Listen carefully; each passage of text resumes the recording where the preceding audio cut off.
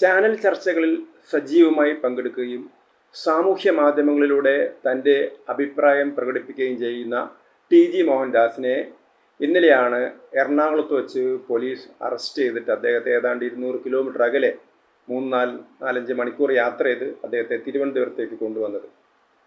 എന്തിനായിരുന്നു അദ്ദേഹത്തെ അറസ്റ്റ് ചെയ്തത്?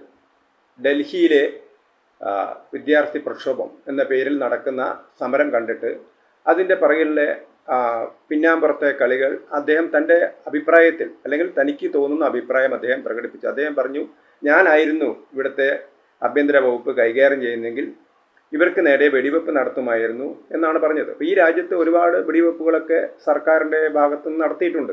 കാരണം ജനങ്ങൾ ക്രമസമാധാന നില തകരുന്ന സമയത്ത്, ജനങ്ങൾ നിയമം കയ്യിലെടുക്കുന്ന സമയത്ത് എല്ലാ സർക്കാരുകളുടെ ഭാഗത്തും പോലീസിന് വെടിവെക്കേണ്ടി വന്നിട്ടുണ്ട്.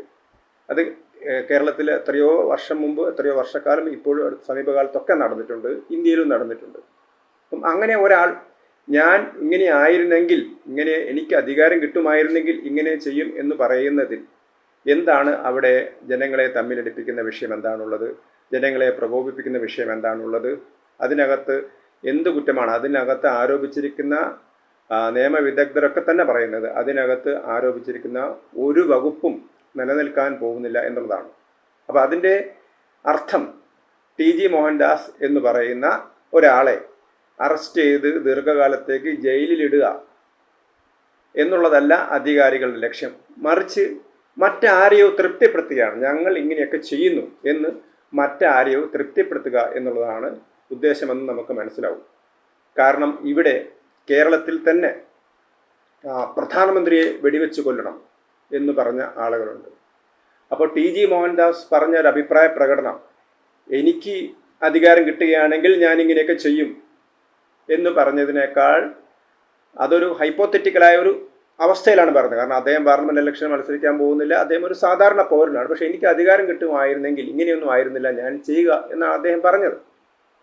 അപ്പം അങ്ങനെ പറഞ്ഞ ആൾക്ക് നേരെ കേസെടുക്കുന്ന പോലീസ് അദ്ദേഹത്തെ സാധാരണ കേസെടുക്കുകയല്ല ചെയ്യുന്നത്, അദ്ദേഹത്തെ എത്രയോ കിലോമീറ്റർ, കാരണം ഇതൊരു മാധ്യമത്തിൻ്റെ ശ്രദ്ധ കിട്ടണം, അല്ലെങ്കിൽ മറ്റെല്ലാ കാര്യങ്ങളൊന്നും ശ്രദ്ധ തിരിച്ചു വിട്ടുകൊണ്ട് ഇതിൽ ശ്രദ്ധ കേന്ദ്രീകരിച്ചുകൊണ്ട് ഞങ്ങൾ ഇങ്ങനെയൊക്കെ ചെയ്തിരിക്കുന്നു എന്ന് മറ്റാരെയോ തൃപ്തിപ്പെടുത്താനുള്ള ഒരു ശ്രമമാണ് കേരളത്തിലെ പോലീസ് ചെയ്യുന്നത് എന്ന് പറഞ്ഞാൽ അങ്ങനെ പറയുന്ന ആളുകളെ നമുക്ക് കുറ്റപ്പെടുത്താൻ പറ്റില്ല.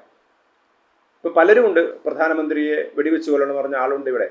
ഇതേ സമയത്ത് തന്നെ പ്രധാനമന്ത്രിയുടെ അമ്മയ്ക്ക് നേരെ അധിക്ഷേപകരമായ പരാമർശം നടത്തിയ ആളുകളുണ്ട്. അവർക്ക് നേരെയൊക്കെ കേസെടുത്തിട്ടുണ്ടോ? ഒരു കേസും എടുത്തിട്ടില്ല എന്നുള്ളതാണ് സത്യം. അപ്പം അതല്ല, അവരെന്തു പറഞ്ഞു എന്നുള്ളതല്ല, ഇവർക്ക് ആരെയോ തൃപ്തിപ്പെടുത്തണം എന്നുള്ളതാണ് എന്ന് നമുക്ക് വ്യക്തമായിട്ട് മനസ്സിലാവും. ഇത് മനസ്സിലാവണമെങ്കിൽ കേരളത്തിലെ തെരഞ്ഞെടുപ്പ് നടക്കുന്നതിന് മാസങ്ങൾക്ക് മുമ്പ്, അതായത് തെരഞ്ഞെടുപ്പ് പ്രചരണം തുടങ്ങുന്നതിന് മുമ്പ് CPM നേതാവും മുൻ മന്ത്രിയുമായ AK ബാലൻ അദ്ദേഹം ഒരു അഭിപ്രായ പ്രകടനം നടത്തിയിരുന്നു. കേരളത്തിൽ ഇനി അഥവാ അദ്ദേഹം പറഞ്ഞ LDF ആണ് അധികാരത്തിൽ വരിക, ഇനി അഥവാ UDF ആണ് അധികാരത്തിൽ വരുന്നതെങ്കിൽ ആഭ്യന്തര വകുപ്പ് കൈകാര്യം ചെയ്യുന്നത് ജമാഅത്തെ ഇസ്ലാമി ആയിരിക്കും എന്ന് അദ്ദേഹം പറഞ്ഞിരുന്നു. ആ പ്രവചനം അല്ലെങ്കിൽ ആ പരാമർശം അക്ഷരാർത്ഥത്തിൽ ശരിയാണ് എന്ന് തെളിയിക്കുന്ന ഒരു കാര്യമാണ് ഇപ്പോൾ നടക്കുന്നത്. കാരണം ജമാഅത്തെ ഇസ്ലാമി എന്ന് പറയുന്നത് ആഗോളതലത്തിൽ പ്രവർത്തിക്കുന്ന ഒരു മുസ്ലിം തീവ്രവാദ സംഘടനയാണ്. അത് ഓരോ സംസ്ഥാനത്തും അല്ലെങ്കിൽ ഓരോ രാജ്യത്തും ഓരോ പേരിലാണ് അവർ പ്രവർത്തിക്കുന്നത്. അത് അവർക്ക് ജനാധിപത്യത്തിൽ വിശ്വാസമില്ല എന്നവർ വളരെ വ്യക്തമാക്കി കഴിഞ്ഞതാണ്. ഇപ്പോൾ തന്നെ കാശ്മീരിലെ ജമാഅത്തെ ഇസ്ലാമി പാകിസ്ഥാൻ്റെ കൂടെ പോകണം എന്ന് പറയുന്ന ആളുകളാണ്. ഇവർ പറയുന്നത് ഞങ്ങൾ ജമാഅത്തെ ഇസ്ലാമി ഹിന്ദാണ്, ആ ജമാഅത്തെ ഇസ്ലാമി അല്ല എന്നാണ് പറയുന്നത്. അതേ സമയത്ത് ബംഗ്ലാദേശിലെ ജമാഅത്തെ ഇസ്ലാമി അവർ പാകിസ്ഥാൻ അനുകൂലികളാണ്. 1971 പോലും അവിടുത്തെ ബംഗ്ലാദേശിലെ ജനത പാകിസ്ഥാനെതിരായിട്ടുള്ള പോരാട്ടം നടത്തുന്ന സമയത്ത് പാകിസ്ഥാൻ സൈന്യത്തിൻ്റെ കൂടെ നിന്ന് അവിടുത്തെ ജനങ്ങളെ കശാപ്പ് ചെയ്യാനും മാനഭംഗപ്പെടുത്താനും ഒക്കെ കൂട്ടക്കൊല നടത്താനും ഒക്കെ മുന്നിൽ നിന്ന സംഘടനയാണ് ജമാഅത്തെ ഇസ്ലാമി. അപ്പോൾ അങ്ങനത്തെ ഒരു ജമാഅത്തെ ഇസ്ലാമിയുടെ നിയന്ത്രണത്തിലാണ് കേരളത്തിലെ സർക്കാരിൽ അല്ലെങ്കിൽ ആഭ്യന്തര വകുപ്പ് കൈയാളാൻ പോകുന്നത് എന്നാണ് AK ബാലൻ പറഞ്ഞത്. UDF വരികയാണെങ്കിൽ അത് ശരിയാണെന്ന് തെളിയിക്കുന്ന രീതിയിലാണ് കാര്യങ്ങളൊക്കെ പോകുന്നത്. എന്തിനാണ് ഇത്രയധികം ഒരു ടി.ജി. മോഹൻദാസിന് നേരെ ഇത്രയധികം ആക്രമണം നടത്തുന്നത്? അയാൾ എന്ത് തെറ്റാണ് അയാൾ ചെയ്തത്? അത്രമാത്രം ഗുരുതരമായ തെറ്റാണെങ്കിൽ ഒരു കേസെടുത്ത് അദ്ദേഹത്തെ സ്റ്റേഷൻ ജാമ്യത്തിൽ ഇടാവുന്ന വകുപ്പുകളേ ഉള്ളൂ അദ്ദേഹത്തെ. ഇനി അഥവാ കോടതിയിൽ പോയാലും കോടതി എന്താ ചെയ്യുക? നമുക്കറിയാം എന്താണ് കോടതി ചെയ്യാൻ പോകുന്നതെന്നറിയാം. അപ്പം ഇത് കേരളത്തിൽ മറ്റ് തങ്ങൾക്ക് നേരെ നടന്നിരിക്കുന്ന വിമർശനങ്ങൾക്ക് മറുപടി പറയാനുള്ളൊരു ശ്രമമാണ്. കാരണം കേരളത്തിൽ ആദ്യവും മുൻ സർക്കാർ, അതായത് 10 വർഷം ഭരിച്ച ഇടതുപക്ഷ സർക്കാർ, ആ ഇടതുപക്ഷ സർക്കാർ ഭരിക്കുന്ന സമയത്ത് പ്രതിപക്ഷത്തിൻ്റെ പ്രധാനപ്പെട്ട ആരോപണം എന്തായിരുന്നു?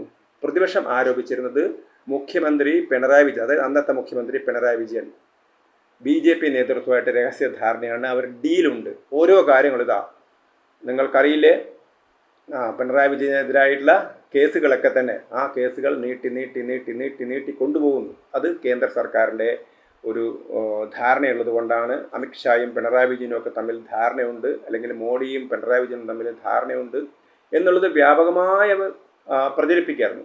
എന്തിനായിരുന്നു ഇത് പ്രചരിപ്പിച്ചത്? അതായത് ഒരു BJP വിരോധം, RSS വിരോധം ഊതി വീർപ്പിച്ചുകൊണ്ട് കേരളത്തിലെ മുസ്ലിം ന്യൂനപക്ഷത്തിൻ്റെ വോട്ട് തട്ടണം. ഇപ്പം സ്ഥിതിഗതികളൊക്കെ മാറി. കാരണം അവരാദ്യം പറഞ്ഞത് PM ശ്രീ ഞങ്ങൾ അധികാരത്തിൽ വന്നാൽ PM ശ്രീ എടുത്ത് അറബിക്കടലിൽ എറിയും എന്നാണ് പറഞ്ഞത്. പക്ഷെ അവർക്ക് PM ശ്രീ തുടരേണ്ടി വന്നു, അല്ലെങ്കിൽ അവർ മാറാൻ തയ്യാറാവുന്നില്ല.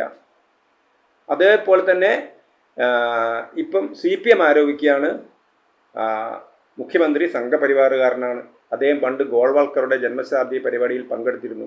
അപ്പം അങ്ങനെ ഒരു ആരോപണമാണ് ആരുന്നയിക്കുന്നത്? ഇപ്പം ഇടതുപക്ഷം ഉന്നയിക്കുന്നത്.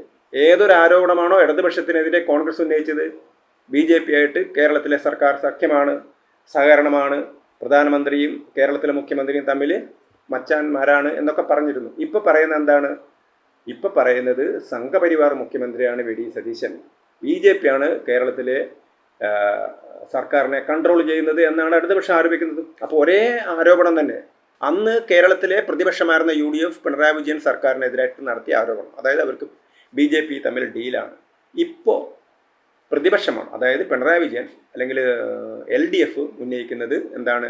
VD സതീശൻ സംഘി മുഖ്യമന്ത്രിയാണ്, BJP ആണ് നിയന്ത്രിക്കുന്നത്, 3 അംഗം മാത്രമേ ഉള്ളൂവെങ്കിൽ BJP ആണ് കേരളത്തിലെ ഭരണത്തെ നിയന്ത്രിക്കുന്നത് എന്ന ആരോപണങ്ങളാണ്. അപ്പോൾ ഈ ആരോപണത്തിന് ഓരോ വിഷയങ്ങൾ വരുന്ന സമയത്തും അവരിതെടുത്തിടും. ഇതിലാണ് PM ശ്രീ പദ്ധതി വന്നത്. മറ്റോരോ പദ്ധതികൾ വന്ന സമയത്തും എന്താണ് വന്നത്? ഇപ്പോൾ വന്ദേ മാതര ഗാനം പാടണം എന്ന് പറഞ്ഞു, അപ്പോൾ അത് സർക്കുലറാക്കി. ഇപ്പോൾ വന്ദേ മാതരത്തിനെതിരാണ് ലീഗ്, പക്ഷേ ലീഗുള്ള മന്ത്രിസഭ വന്ദേ മാതരം പാടാൻ പറയുന്നു.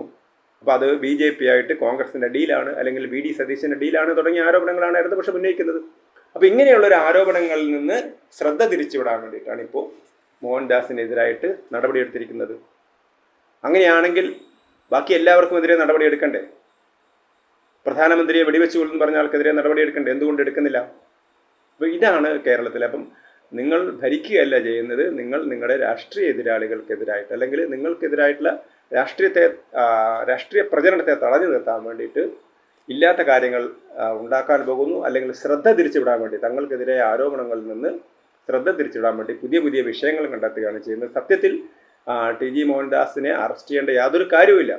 അങ്ങനെയാണെങ്കിൽ പോലീസിന് ഇതിന് തന്നെ നേരെ ഉണ്ടാവും എന്നുള്ളതാണ് നമുക്ക് മനസ്സിലാവേണ്ടത്. ഇത് വളരെ ഏറ്റവും ഒരു തരംതാണ രാഷ്ട്രീയമാണ്. അതോടൊപ്പം തന്നെ ഇത് ജമാഅത്തെ ഇസ്ലാമിയെ പോലുള്ള ആളുകൾക്ക് കേരളത്തിലെ ആഭ്യന്തര വകുപ്പിനെ നിയന്ത്രിക്കാൻ കഴിയുന്നു. AK ബാലൻ പറഞ്ഞതുപോലെ കേരളത്തിലെ ആഭ്യന്തര വകുപ്പിനെ നിയന്ത്രിക്കാൻ ജമാഅത്തെ ഇസ്ലാമിയെ പോലുള്ള സംഘടനകൾക്ക് കഴിയുന്നു എന്നുള്ളതിൻ്റെ ഏറ്റവും ഒടുവിലത്തെ ദൃഷ്ടാന്തമാണ് TG മോഹൻദാസിനെ അറസ്റ്റ് ചെയ്യുകയും അദ്ദേഹത്തെ എറണാകുളത്ത് നിന്ന് അറസ്റ്റ് ചെയ്ത് തിരുവനന്തപുരം വരെ കൊണ്ടുവന്ന് വലിയൊരു പ്രചരണം നടത്തുകയൊക്കെ ചെയ്യുന്നതിൻ്റെ പിറകിലെ ഉദ്ദേശം ഇത് മാത്രമാണ് എന്നുള്ളത് സാധാരണക്കാർക്ക് ബോധ്യമാകും.